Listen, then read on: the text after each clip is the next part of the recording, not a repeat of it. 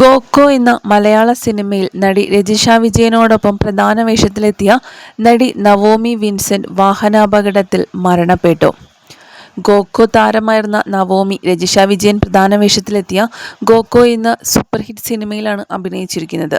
Thrissur saint Thomas കോളേജിലെ സൈക്കോളജിയിൽ PG ബിരുദം നേടി ആദ്യ ജോലിക്കു വേണ്ടി തിരുവനന്തപുരത്തേക്ക് പോകുന്ന സമയത്താണ് നവോമിക്ക് അപകടമുണ്ടായത്. വാഹനാപകടത്തിൽ പരിക്കേറ്റ് യുവതിയുടെ മസ്തിഷ്ക മരണം സ്ഥിരീകരിക്കുകയായിരുന്നു. വടക്കാഞ്ചേരി പുല്ലാനിക്കാട് വാണിയം കിഴക്കിൽ വിൻസെന്റിന്റെ മകൾ നവോമി വിൻസെന്റാണ് മസ്തിഷ്ക മരണം സ്ഥിരീകരിച്ചത്. 23 വയസ്സായിരുന്നു നവോമിയുടെ പ്രായം. നവോമിയുടെ മരണശേഷം അവയവദാനത്തിനായി ബന്ധുക്കൾ സമ്മതപത്രം കൈമാറുകയായിരുന്നു. കഴിഞ്ഞ 25-ാം തീയതി കൊട്ടാരക്കര വാളകത്ത് കാറും പാഴ്സൽ ലോറിയുമായി കൂട്ടിയിടിച്ചുണ്ടായ അപകടത്തിൽ ഗുരുതരമായി പരിക്കേറ്റ് തിരുവനന്തപുരത്ത് സ്വകാര്യ ആശുപത്രിയിൽ ചികിത്സയിലായിരുന്നു നവോമി. 24-ാം തീയതി രാത്രി നവോമിയുടെ അമ്മ ജിപ്സിയും സഹോദരനായ ജോയലും ചേർന്നുകൊണ്ട് തിരുവനന്തപുരത്തേക്ക് ജോലി ആവശ്യത്തിന് പോകുന്ന സമയത്താണ് പുലർച്ചെ 4 മണിയോടെ ഈ അപകടം സംഭവിച്ചത്. ഗുരുതരമായി പരിക്കേറ്റ നവോമിയെ കൊട്ടാരക്കര വിജയ ഹോസ്പിറ്റലും അതിനുശേഷം തിരുവനന്തപുരത്തെ കിംസ് ആശുപത്രിയിലേക്ക് മാറ്റുകയായിരുന്നു.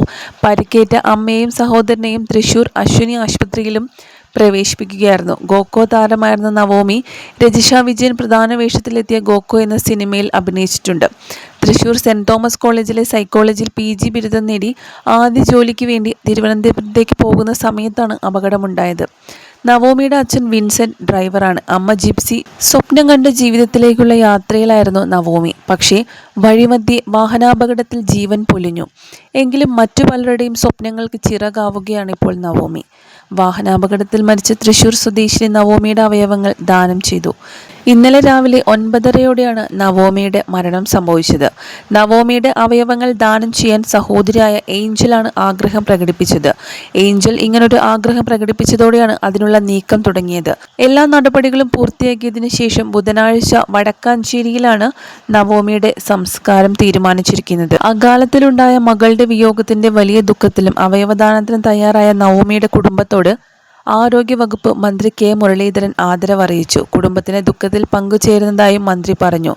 നവോമിയുടെ 2 വൃക്കകൾ, കരൾ, 2 നേത്രപടലങ്ങൾ, ഹൃദയവാൽവ് എന്നിവയാണ് ബന്ധുക്കളുടെ സമ്മതത്തോടെ ദാനം ചെയ്തത്.